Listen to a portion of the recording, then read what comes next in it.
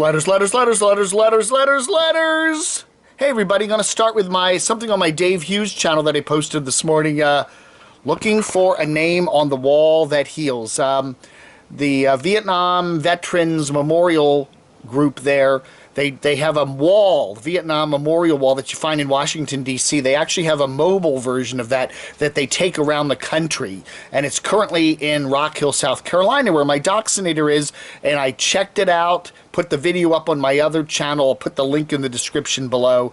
But we got a lot of nice comments on that. Taz Mod says, "Hi Dave, I have had the honor to escort the wall twice in Oregon on my motorcycle to its display locations in Florence and Albany." Sunny Girl writes, "So many young men and women lost before they had a chance to live their life. Wonderful tribute. Thank you, Craig and Dave, for sharing it with us." J. Edmond, "Rest in peace, all those who gave their lives in service to others." And now some comments on my camodave channel. M. Lucas, "So who's more obsessed with Carolyn's RV life, Linescrew or Dave? I don't know, man. Falusa EV, be sure to complain if you have to pay a toll." That's right. I don't know. You know, there are ways to avoid tolls. You can go on Waze, you can go on Google Maps and tell it to avoid roads that have tolls on them. And they will take you on smaller back roads. You get behind tractors, you got get a lot of red lights. You might see some interesting things on your trip other than a freeway and whatever, but Mike gets mad at the tolls, and Kansas, I think, is one of those states that has quite a lot of toll roads, and just skip the toll roads. Take your time. What's the rush? Yeah, it's not like it has to go to work. Right, Doxy. Rip Snorton says, "Yeah, young Letty there on the what was it? What was the game show? Let's Make a Deal." Yeah, she was hot. She had kind of that hippie-ish look that girls had back then, like free spirit, kind of almost a hippie. Looks like she'd probably be a lot of fun. Chris Salega, he notices everything, right? I was showing people my car as I'm driving, and he noticed the Big of the Foot air freshener hanging on your car's back seat. Nice! I got two of them back there, actually. I love that pine smell. Forever Open Road, I think Linescrew1 has the hots for CRV, Al Carolyn's RV Life. We've all said that. She's in his head all the time, I mean, he's doing a meetup there in Vegas. He's seeing Vegas, hanging out with a bunch of people that came to his meetup and having some fun. And she's out in the miserable, hiking the trail up in the rain there, up in miserable Oregon. And he's thinking about her. He's constantly thinking about her. Now, if that's not love, I don't know what it is. Blue Wave Odyssey. Yeah, I was talking about how they do these construction zones and how they narrow the lanes, and then sometimes they'll put up the Jersey wall so you can't even go off the road into the shoulder. Blue Wave Odyssey writes, "You should try pulling a trailer through some of those narrow construction areas on the interstate with people trying to push you." It's crazy, man. I got to the point... I got out of, it's like you got to get off that road. Yeah, it's really crazy. They had last time I was here, one of the last times I was here in Doxinator's area, there was I think it was an RV on I-77 or something where they were doing construction, and it actually hit some pavement groove that they had paved an area, but it wasn't paved, and the thing just went out of control and ran over and flipped over and everything. I don't think anybody seriously was hurt, but it was a trailer, right? It was the trailer behind the truck. But it was crazy. It was just crazy. It's scary out there. And it is. You talk about driving cars with, in busy roads with construction and trucks and speeders. Try driving a trailer. Try driving an RV. Vivian says that Little House on the Road, Rob actually has he's trying to get everybody off the road, out of the campgrounds by scaring them. All of his videos have these scary titles.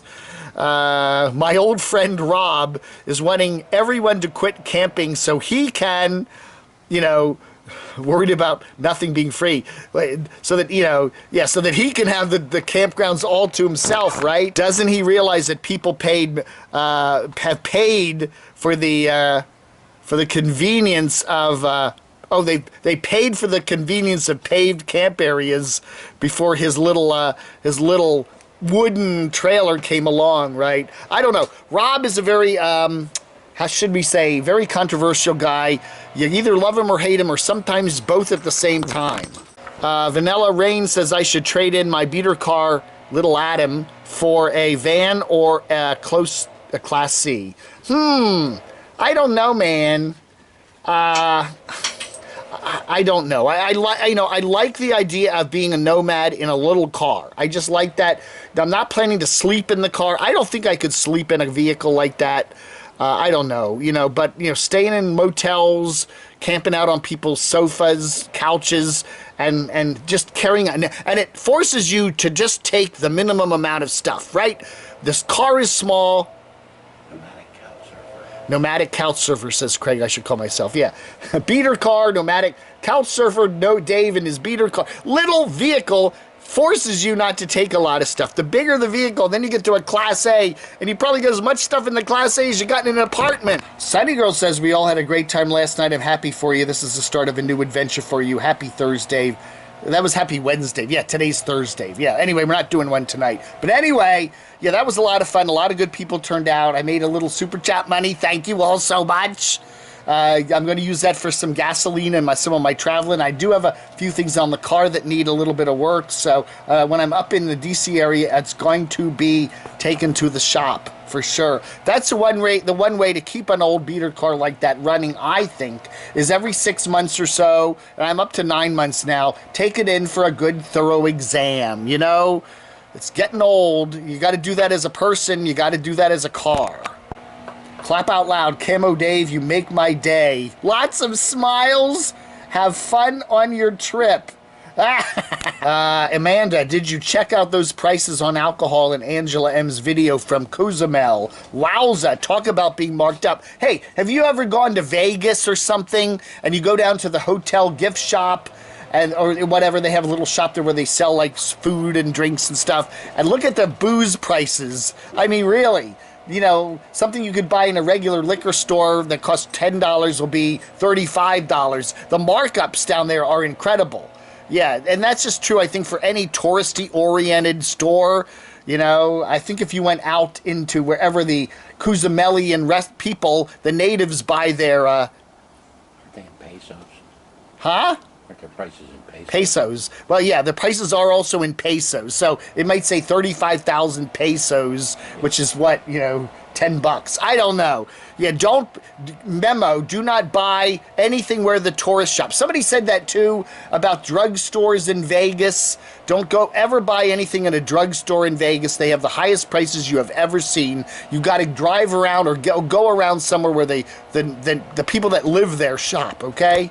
All right, folks, thank you so much for watching here. A beautiful afternoon here in Rock Hill, South Carolina for another couple of days. And I do want to thank everybody. 69, a beautiful 69 degrees, low humidity, and beautiful sunlight. And somebody's leaf blower back there. It's a wonderful sound. You all have a great day. Thanks for watching. Vlog. Anda!